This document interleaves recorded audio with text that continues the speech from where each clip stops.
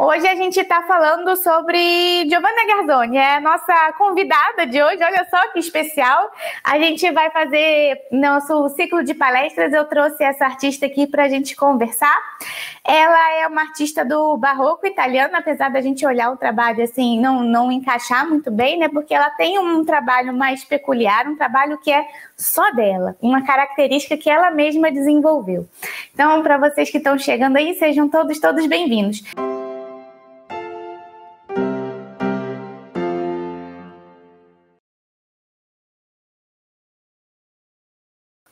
Bom, então vamos começar. Eu fiz aqui só um panorama da vida dela, porque ela tem um trabalho interessante e uma vida também muito interessante. Eu tive a oportunidade de ver um trabalho dela, um original, e eu queria contar um pouquinho como é que foi, porque não é uma artista que eu falo sempre, mas é uma artista que me marcou muito quando eu vi um original, pela data que era, pela minha também, vamos dizer assim, pela minha inocência artística no momento. Eu estava como se eu fosse assim, mega experiente, mas nesse momento eu estava entrando no último ano da faculdade. Eu consegui, assim, eu ganhei da minha avó e dos meus pais a oportunidade de viajar. E fiquei uns quase 3 meses na Itália, assim, visitando várias cidades, e eu estava no museu, numa exposição, e aí tinha um trabalho original. Eu agora não vou lembrar exatamente qual museu que eu estava, porque eu fui a vários, e aí eu vi um original, e esse original, né, os trabalhos que estavam expostos lá se não era esse aqui, eram muito parecidos, porque ela tem algumas variações desse mesmo vaso com cerejas e afins. E é tipo uma aquarela sobre pergaminho. Ela se especializou nesse tipo de reprodução de pintura, de aquarelas ou têmperas sobre pergaminho. A gente está, falando nela, né? A gente está em 1600, né? Ela nasceu em 1600 e morreu em 1670. Então, a gente está mais ou menos nesse ano aí, nesse intervalo de tempo de 70 anos, a partir do século XVI. E aí ela nasceu, né, no último ano do século XVI. Enfim... E quando eu vi esse trabalho, eu entrando no último ano da faculdade, eu estava com 22 para 23 anos, e foi quando eu comecei a ver muitas obras de arte. Antes, né, quando eu entrei na faculdade, como é que a gente estuda história da arte? Eu entrei na faculdade em 2004. Como é que eu estudava história da arte, gente? Pelos livros, pelas xerox, preto e branco, e pelos slides. Não era nem data show, era slide. De projeções feitas numa parede suja, pichada, descascada, que esse é o cenário da universidade pública. E que hoje está online, hoje nem a parede tem mais, né? Porque, coitada da Belas Artes, já pegou fogo, já aconteceu um monte de coisa com ela, os alunos resistem bravamente, mas que, enfim, coitada da universidade, gente, tá caindo. Samara, maravilhosa, lembra desta época. Além de tudo, ainda tinha umas inscrições, umas pichações, umas salas, ainda tinham algumas coisas que ficavam desenhado, enfim. Então ainda tinha as intervenções em cima daquelas projeções. A gente via e tentava entender a imagem, mas quando você vê um original é outra coisa. Quando você vê a obra em si, você realmente tem a cabeça muda, né? E eu tive a oportunidade de ter essa chavinha virando na minha vida, assim. E quando eu voltei, finalizei a faculdade, e foi quase logo em seguida que eu abri aqui o ateliê, e junto quando eu comecei a dar as aulas de aquarela, eu já tinha esse hábito de conversar um pouquinho sobre história da arte, sobre as coisas que eu já tinha aprendido na faculdade, porque eu fiz a minha graduação em pintura, e pintura a gente tem é pouco, mas são 2 anos e meio de história da arte, né? Na minha época de graduação, eu tive 5 períodos de história da arte. E aí eu já fazia esse tipo de envolvimento, porque eu acho que faz sentido.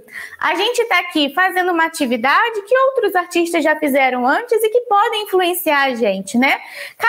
Cada um que está aqui ou que está aí do outro lado vai acabar se relacionando com algum tipo de arte, né? Vai acabar se interessando por algum artista que eu mostrei aqui. Não precisa gostar de todos que eu mostro, não precisa apreciar todos da mesma maneira, mas de algum momento vai achar aquele que mais se encaixa dentro do perfil de gosto e a partir dali vai achando um mundo paralelo ali das produções. E esse abrir de mentes, assim, que aconteceu comigo quando eu pude ver, eu acho que é o que eu desejo fazer quando eu tenho os meus alunos aqui, quando a gente conversa aqui, quando eu dou as minhas aulas, quando eu invento os meus cursos, quando eu estou aqui nesse meu ponto, né, nesse meu lugar aqui de fala. Mesmo que seja pouco, gente, mesmo que eu não tenha também, assim, eu não tenho todo o conhecimento do mundo, mas o pouquinho que eu consigo achar nas notícias, em livros que eu tenho aqui, eu tento fazer uma ideia para que possa disseminar cada vez mais a produção de artistas que a gente talvez não conheça tanto.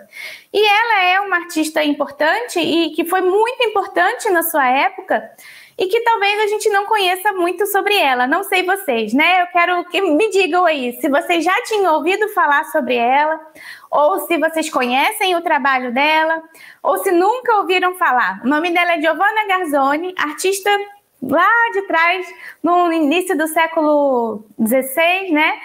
Na verdade, início do século XVII, fim do século XVI.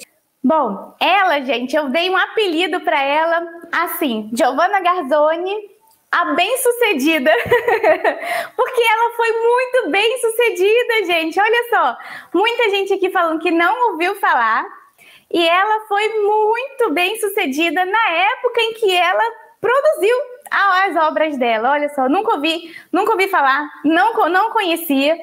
E ela foi... Vamos então falar um pouquinho sobre ela. A gente não é uma artista brasileira, ela é uma artista italiana, já tem essa distância aí, né? Pra gente mesmo, isso não é um problema, a gente nunca ouviu falar. Mas eu acho que o que mais acontece aqui não é exatamente pela distância geográfica, porque talvez se fosse um artista homem, a gente já teria ouvido falar dele, né? Um homem barroco, como não ouvir falar? Mas uma mulher é mais difícil de chegar até a gente, né? E ela nasceu no ano de 1600 e em Ascoli Piceno, uma cidade pequena da região de Marche, que é a mesma região de Rafael Sanzio. Para quem entende das regiões da Itália, a Itália tem cidades que são dentro de regiões e de regiões que são comunas, né? São regiões maiores, e aí dali vão abrindo, são como se fossem...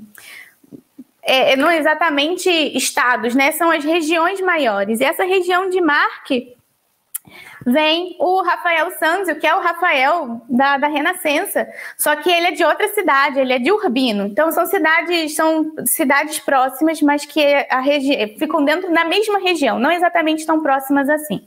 E ela um pouco depois, ela faz até umas cópias de Rafael, ela fez uns trabalhos muito bonitos de uma Madonna de Rafael. E acredita que a família dela seja de pintores, tanto por parte de mãe quanto por parte de pai. Essa parte da família dela, gente, eu tive um pouco de dificuldade de achar, porque até os artigos que eu fui procurar não tinham exatamente muito bem definida essa ideia de quem era exatamente os artistas da família, né? Mas parece que ela teve uma educação artística muito cedo, e a família era envolvida com produções artísticas, e ela se casa aos 22 anos também com um retratista. Então parece que ela está imersa, né, em atividades artísticas desde muito nova.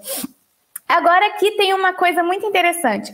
Ela se casa aos 22 anos, mas ela consegue anular o matrimônio dela com uma façanha, assim. Ela fala que fez um voto de castidade e ela casou, né? Talvez por questões de convenção social, ela precisava se casar.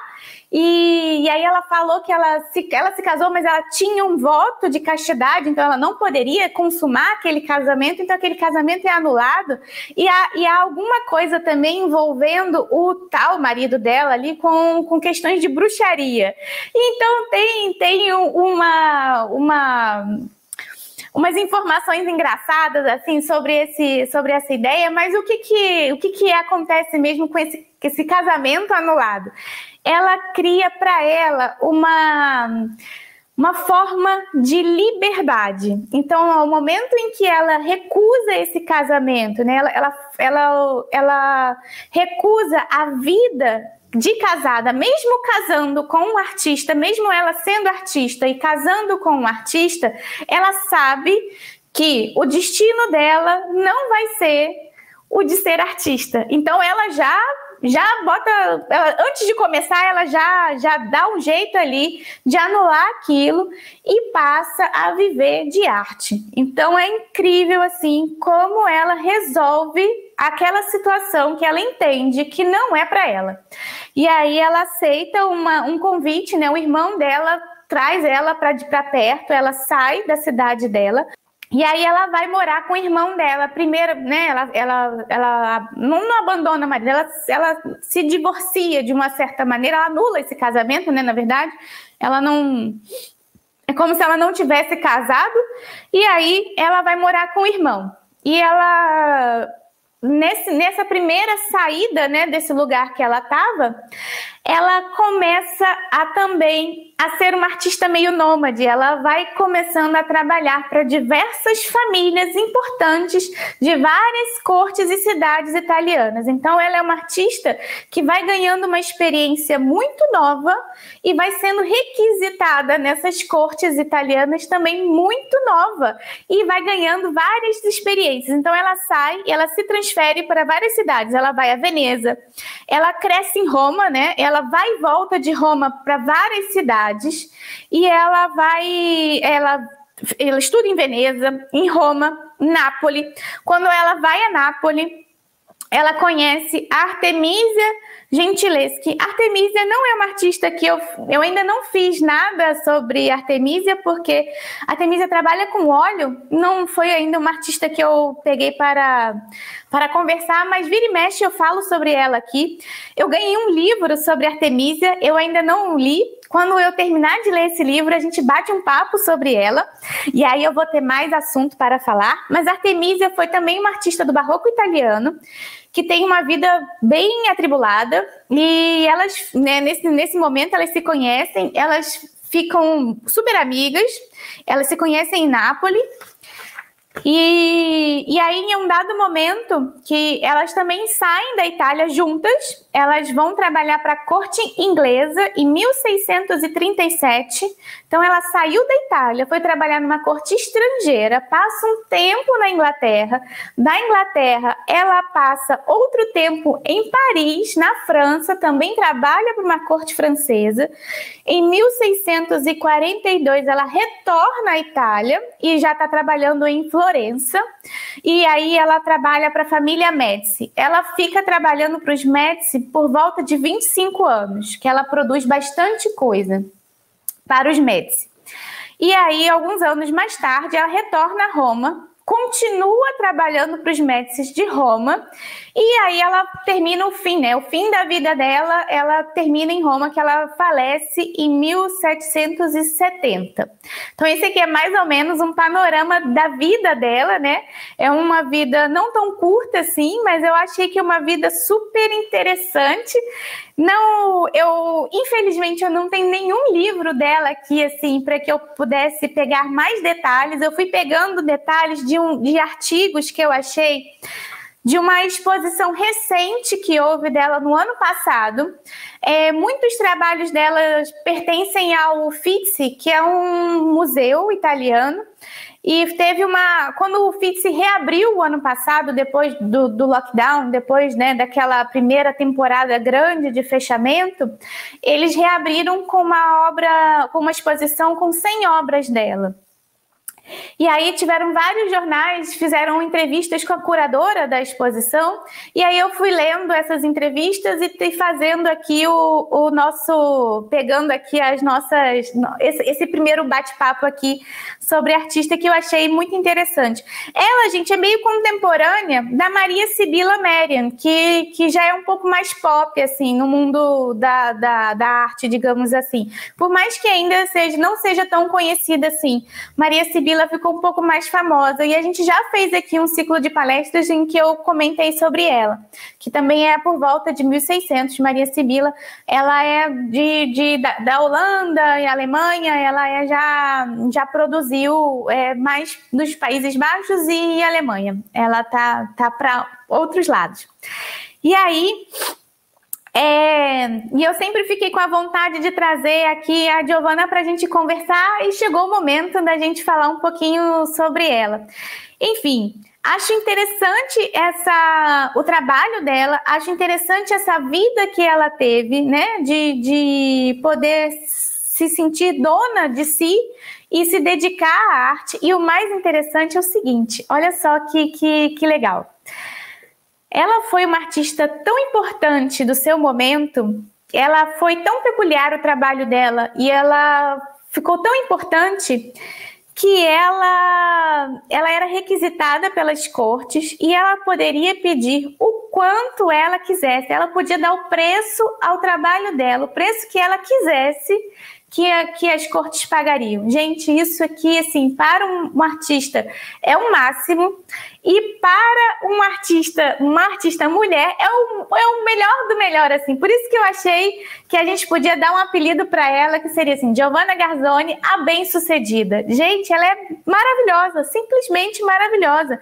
É uma mulher para a gente se guiar, porque ela se dedicou ao trabalho dela e não se impediu de nada, foi estudando e foi chegar ao topo da carreira artística ali, sem precisar de nada, assim. Ela mesma tem alguns artigos que dizia assim, não foi exatamente por favores, nem de nada. Ela se autopromovia nas cortes, ela devia ter um bom relacionamento com as pessoas com as quais ela convivia, e as pessoas, né, lógico, e o trabalho de alta qualidade foi fazendo com que ela fosse sendo indicada, né, para isso. Mas enfim, como é que um artista trabalhava para a corte e por que essas cortes queriam que ela fosse trabalhar lá? Vamos olhar um pouquinho os trabalhos dela, né? Ela ficou muito conhecida pelos trabalhos de botânica dela. Isso aqui, né, o fundo é o pergaminho, não é exatamente o papel. Ela trabalhava com o pergaminho. A Sandra falou um negócio aqui, numa época em que era bem difícil para as mulheres. Muito difícil, Sandra, muito difícil. Então, assim, é de admirar mesmo. Ela trabalhava com esse pergaminho, então, quando a gente vê bem de pertinho, é quase como se ela fizesse pontinho por pontinho em alguns pontos, né? Aqui, às vezes, dá um esfumaçado. Devia ser um trabalho muito primoroso, lento, para ela poder criar toda essa delicadeza aqui. E é muito peculiar, porque é descrito, muito bem feitinho, assim, você tem...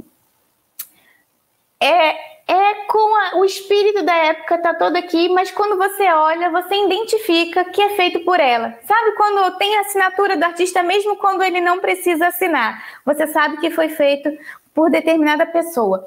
Agora, o que era interessante, vamos passar mais um aqui. Têmpera é a tinta. As tintas antigas a gente pode botar tudo dentro de uma caixinha, as têmperas, mas existem vários tipos de têmpera. Às vezes até a aquarela está dentro dessa caixinha das têmperas. Porque, por exemplo, o guache é uma têmpera, caseína é uma têmpera, a têmpera, que a gente chama de têmpera, é têmpera. A que não tem outra variação, que a gente chama de têmpera, é a que trabalha com ovo. Mas nesse caso, não era têmpera ovo. Era um parecido com a têmpera guache aqui, ou aquarela, que ela usava em cima do pergaminho, tá? É porque nessa época aqui, cada artista fazia seu próprio meio de trabalho. Então, a gente não vai ter uma padronização do produto final da tinta final, né?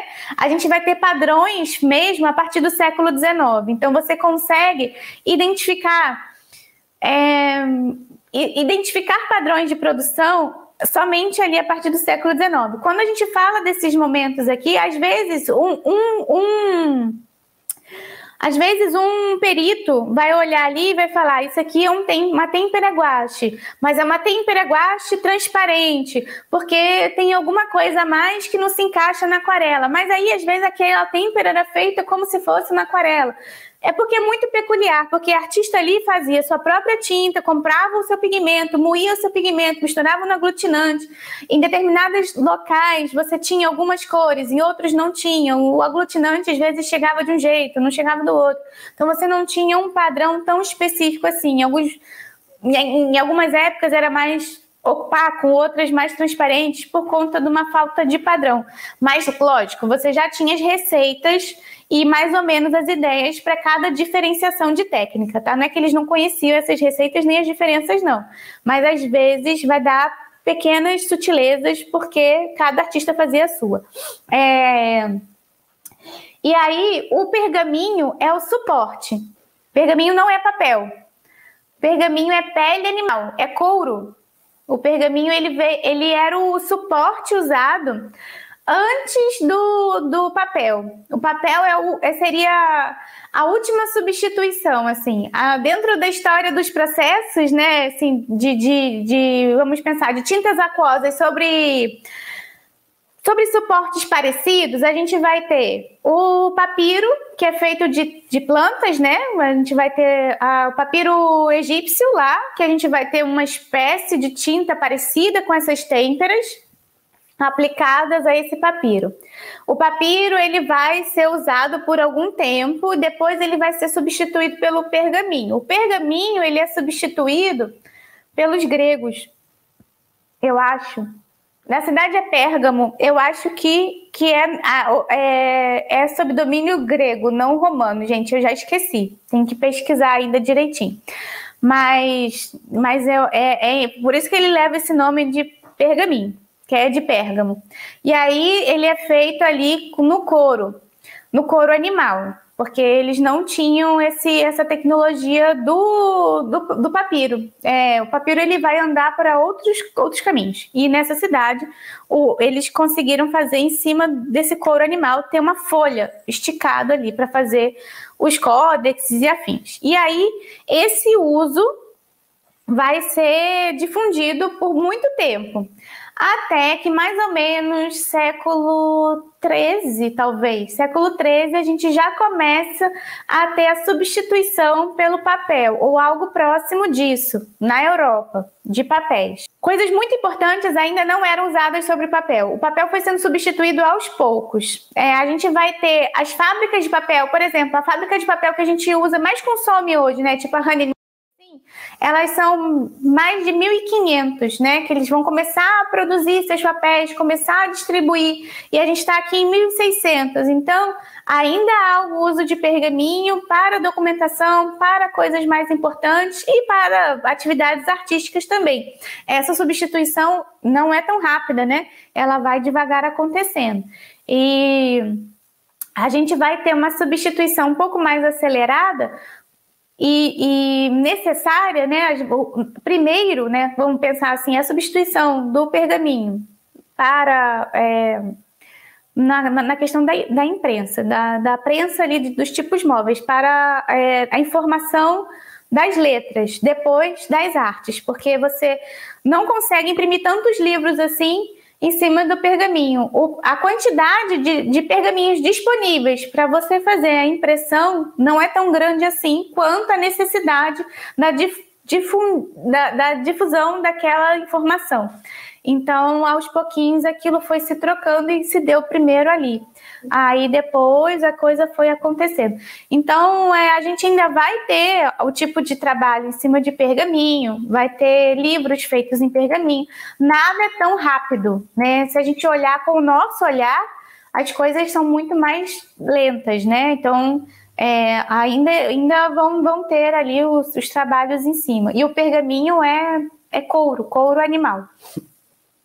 Então, o que é interessante assim no trabalho dela é que ela usa um exotismo. Ela é interessada, assim como Maria Sibila, ela é interessada no que é diferente e começa a fazer composições com essas coisas que não são próprias de seu lugar. E isso trouxe para ela esse olhar dela foi que fez com que ela ficasse popular entre as cortes. Por quê? Esses objetos são objetos de coleção. Também era uma coisa da época, uns colecionismos, uns gabinetes de curiosidades, coisas que vinham de fora, objetos que esses seus, como falam, os encomendantes, né? As cortes que estão contratando ela para fazer, também estão fazendo esses colecionismos, né? Esses gabinetes de curiosidades. São coleções de tudo que poderia ser exóticos que estão vindo de fora e que essas famílias mais abastadas estão comprando. Então, esse mercantilismo todo que está acontecendo nessa época está sendo registrado nessas artes aqui. Apesar da gente olhar e achar essas composições bonitas, o que elas trazem em si são exatamente essas coisas. Essas conchas que não devem ser dos mares ao redor da Itália, que devem ser de outros locais. A porcelana chinesa, que está aqui, que ela coloca essas flores todas e que talvez venha uma tulipa holandesa daqui, que deve ter de alguma estufa de alguém. Então, são essas informações que estão vindo nessas obras dela também. E ela junta tudo isso em composições interessantes, né? Composições bem equilibradas, bem bonitas, mas que isso dá esse olhar refinado que ela tem e que ela busca pegar na própria coleção do seu patrocinador ali, né? Ela está botando no papel.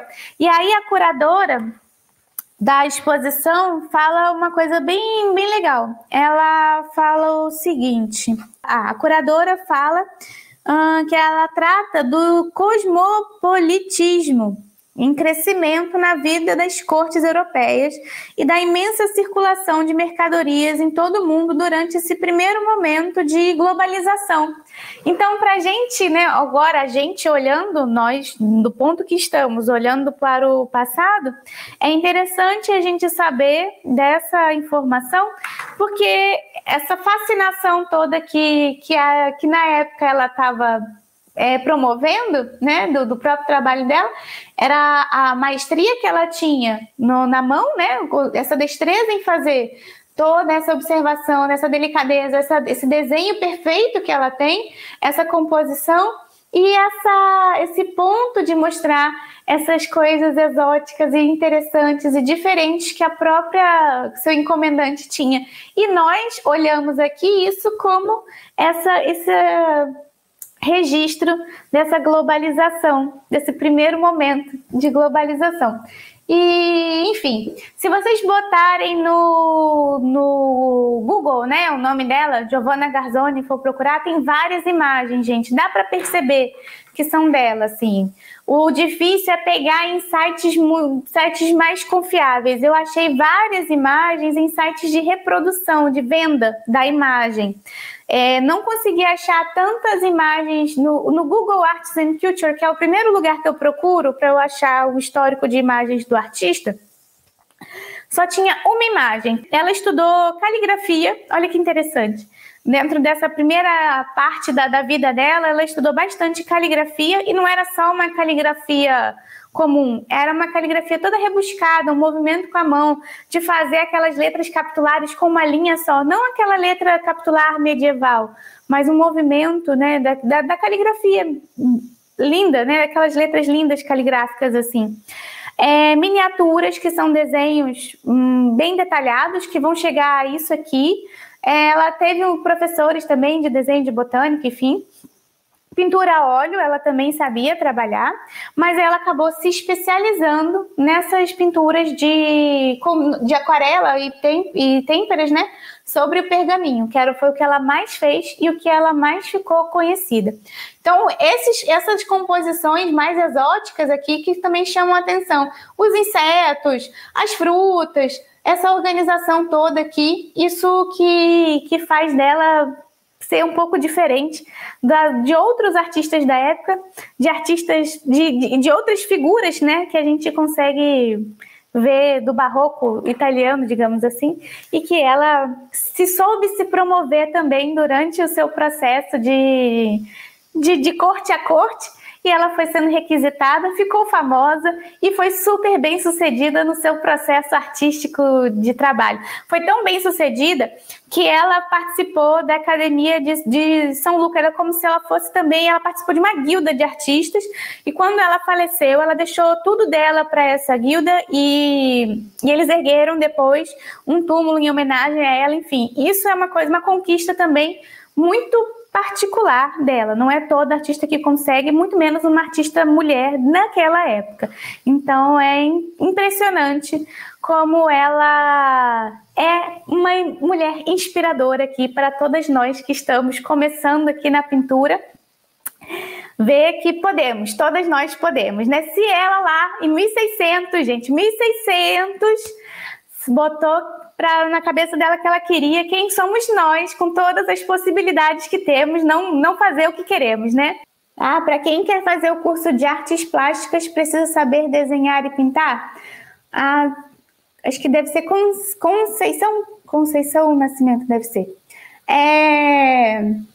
Depende de que curso. Por exemplo, eu fiz o curso de pintura, eu não fiz artes. O nome da minha graduação não é artes plásticas. Não é FRJ, artes plásticas é para você fazer. Não sei se já mudou de nome, mas artes plásticas é a licenciatura em artes visuais. Você vai fazer para virar professor de escola, né?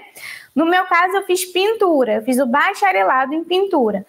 Neste caso, sim. Lá na pintura, você não vai aprender o início. É igual música, gente. Quando você vai fazer o bacharelado em música, você não aprende o início do seu instrumento. Você faz uma prova específica, e essa prova quer dizer que você já domina ali o seu instrumento, a técnica do seu instrumento. Você vai sair do amador para virar um profissional. Essa é a ideia da graduação. Quando você se inscreve para fazer uma graduação em arte, no caso meu, pintura ou música, é mais ou menos assim, né? Então, o beabá, você não vai aprender, o professor não vai fazer o que eu faço aqui. Ele não vai segurar na sua mão e vai dizer como você tem que fazer. Você vai aprender outras coisas necessárias para você ter uma postura artística de um profissional da pintura.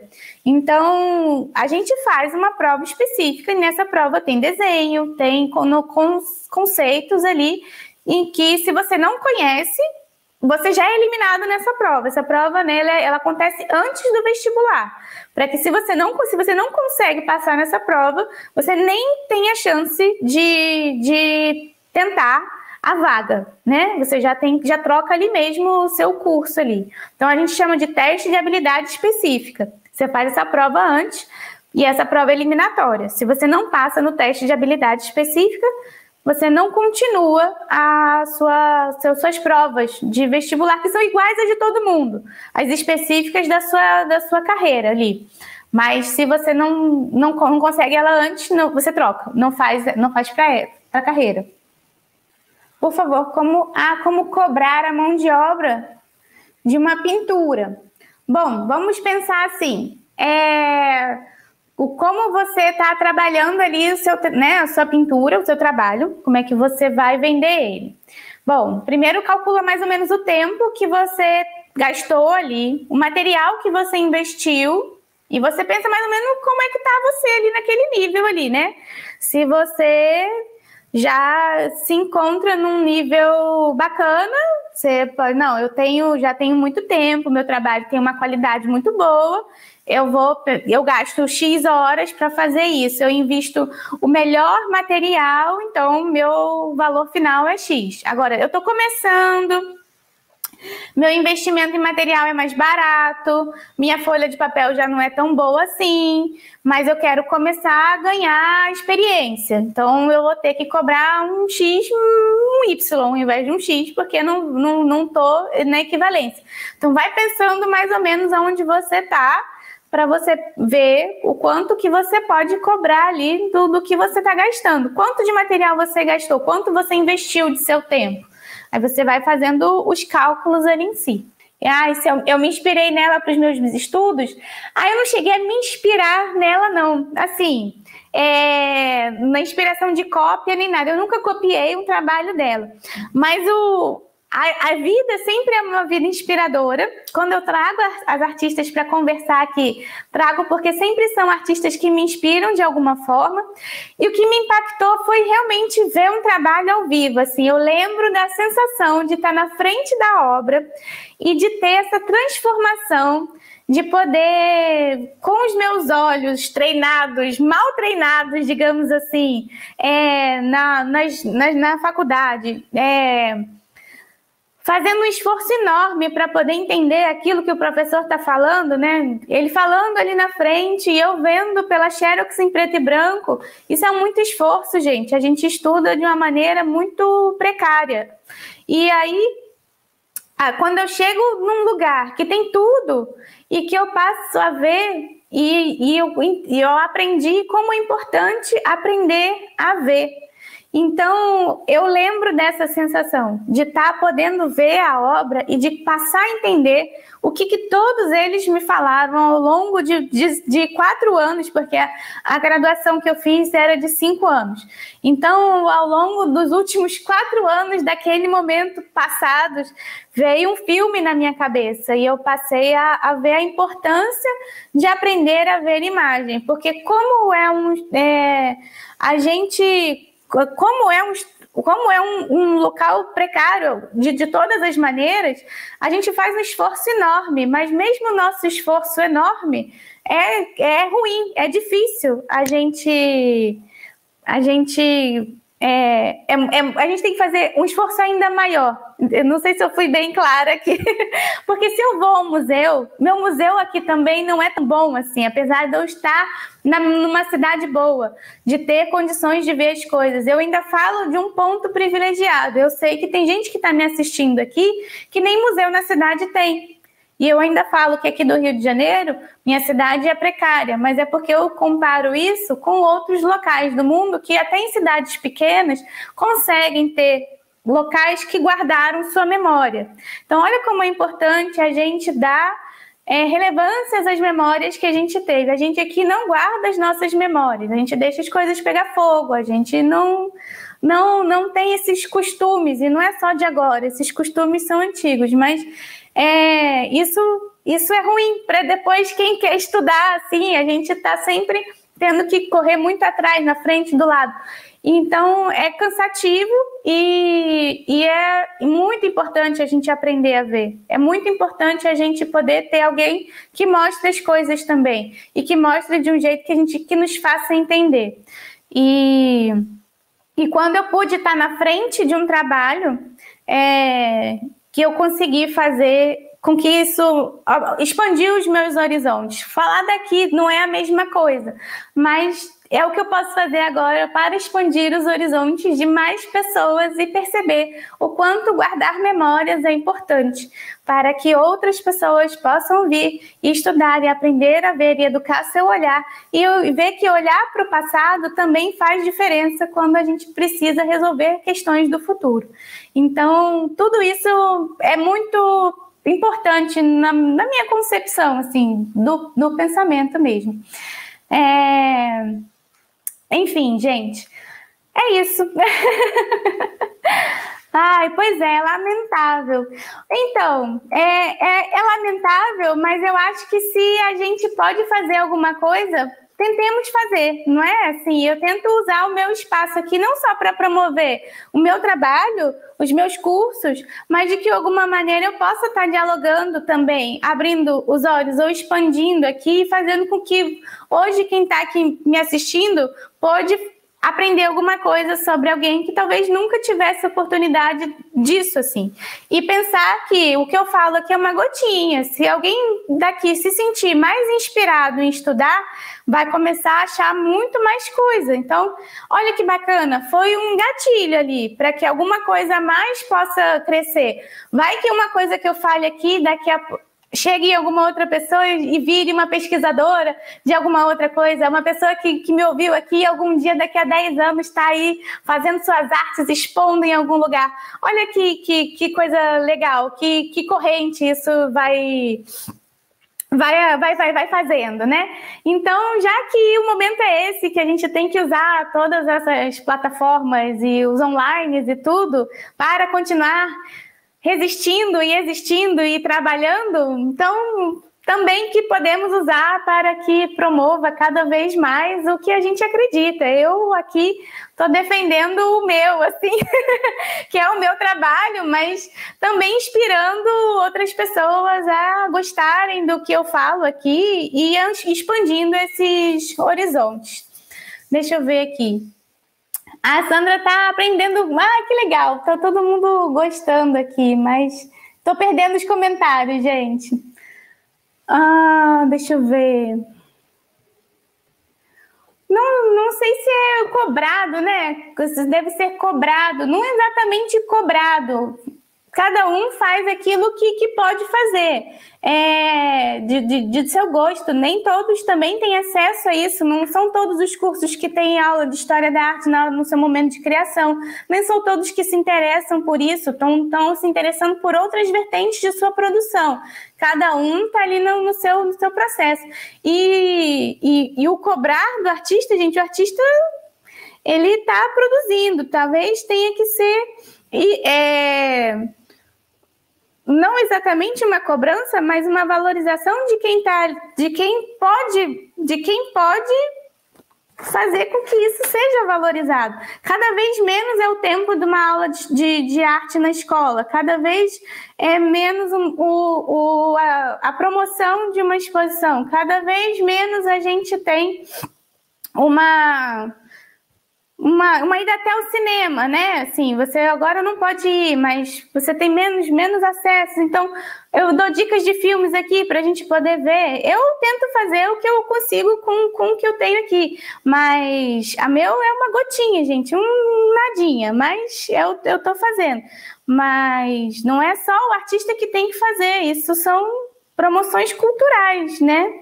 E que se a gente vê que a cidade que faz isso, ela tem outro tipo de relação com o seu cidadão, ou o próprio governo que faz tem outro tipo de relação com sua história. Cada um trata ali do jeito que acha que deve tratar. Só que faz falta. Os que não fazem vão sempre pagar pela falta que faz. Vai um pouco além da aquarela aqui, né, gente? A nossa conversa aqui sempre expande um pouco mais, vai além dos nossos processos técnicos, porque eu acho importante. Acho que a gente precisa entender daquilo que a gente está fazendo, né? Essas inspirações. Quando trago uma imagem, um artista, alguma outra coisa, faz a gente repensar e olhar isso, abrir a mente para o que a gente gosta ou o que a gente não gosta. A arte também é isso. A gente pode dizer, você pode mostrar, eu posso mostrar alguma coisa aqui e falar assim, caraca, nossa, não gostei, essa obra não tem nada a ver, não funciona para mim, isso não é legal. Pronto, se você também já fez essa questão, assim, já repeliu, se aquela obra não funcionou, aí ela também está fazendo parte ali da produção artística, aquilo não chegou perto de você. Não é muito meu papo aqui, eu não sou muito das artes contemporâneas, eu sou mais do passado, eu prefiro. É o meu gosto pessoal, mas eu acho que a gente pode também tentar. É uma coisa que quando eu estava na faculdade, eu tinha um pouco assim de nervoso com isso, assim, tem coisa que eu não entendo, como é que eu posso não entender? Se eu estou fazendo uma faculdade de arte, eu tenho uma obrigação de entender, eu preciso entender. Aí eu comecei a chegar a uma conclusão de que eu não vou entender tudo, eu não tenho nem tempo de vida para entender tudo, desde que eu viva há 200 anos, gente, não vou conseguir entender. Algumas mentes brilhantes do mundo podem acontecer isso, mas eu estou segura de que isso não vai acontecer comigo. Então, eu já fiquei até menos nervosa, menos ansiosa com isso. E aí eu fui pescando aquilo que já já vou, assim, dentro do que eu consigo capturar, eu vou buscando da minha fala. O que eu gosto? Eu gosto da aquarela. Dentro da aquarela, o que me faz ficar encantada? Eu gosto das aquarelas botânicas. E aí eu gosto da manifestação das flores, da natureza. Daí, a partir desse motivo, eu vou buscando dentro da história da arte quem faz isso também. E vou buscando quem faz de maneiras variadas, para que eu possa ali ir me inspirando e vendo outras manifestações. Isso aqui também é dela. Isso é uma pintura sobre a seda que ela fez. Tudo aqui é aplicação também, né, da têmpera sobre seda, e isso aqui ficava na frente de um altar. Foi uma encomenda que ela teve. É bem grande isso aqui. Esse está no Wikipedia. Só que na hora que você clica, ela não está na imagem, por exemplo, da igreja. Seria interessante quando a gente fica vendo a imagem da igreja para poder ver o real tamanho. Ela está solta, porque não deve estar no seu espaço original. Ela já deve ter sido tirada. Aqui está faltando um pedaço. É na frente do altar, sabe? A parte do altar aqui, aquilo fica na decoração da frente, assim. Tem um nome, que agora eu esqueci, gente, eu não anotei. Eu falei assim, vou anotar. Aí na hora eu me perdi na pesquisa, não anotei, e aí tem um nome bem diferente e eu esqueci. Para quem está começando em aquarela, é tanta informação que ficamos perdidos de até achar o nosso caminho. Então, Sônia, o que você precisa é selecionar. Começa a selecionar o que você gosta como tema, para você fazer umas pastinhas de tema para você trabalhar, né? Primeiro. Tudo bem que no início a gente não sabe nem o que a gente gosta de pintar, mas de alguma maneira a gente já entende ali, a gente já tem uma predileção sobre alguma coisa. Então, se você está iniciando e você prefere, né, estar por aqui, se gosta de pintar flores, por exemplo.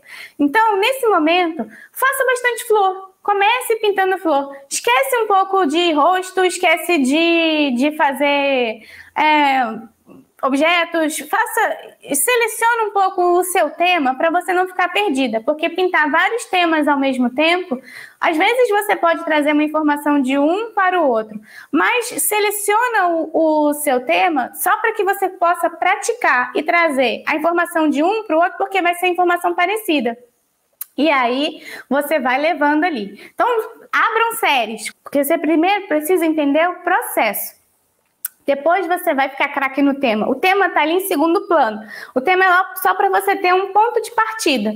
Se você não quiser fazer o tema, você faz só o movimento abstrato das coisas também. É uma ideia. Mas depois, a ideia mais assim, ó, é que você faça um plano de estudo para você. O que eu quero fazer? Estou aqui na Semana da Aquarela Floral. Então, se eu estou na Semana da Aquarela Floral, vou me dedicar a folhas e flores para eu entender o processo. E vou criar um tema específico para eu tratar desse assunto. E vou repetir isso até eu entender aquilo ali. Entendi? É isso que eu quero fazer? Ótimo. Vou fazer mais. Então, eu vou criar caminhos para que eu possa entender as coisas. Eu vou entender duas coisas. Quando eu terminar essa minha ideia aqui, né? O que eu vou conseguir com isso? Entender tecnicamente o que a aquarela me traz e como é que eu vou fazer isso. E depois eu vou estar meio craque no tema que eu estou desenvolvendo.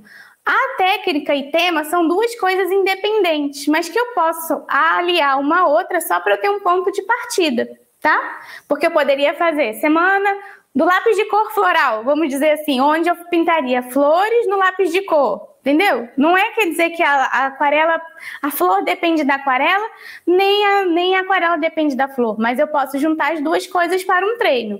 Eu posso pintar flores na tinta óleo, eu posso pintar flores com canetinhas. Posso pintar flores com o que eu quiser. Mas aí eu só estou juntando duas coisas que eu gosto aqui. E aí estou mostrando para vocês como é interessante também fazer a mesma coisa.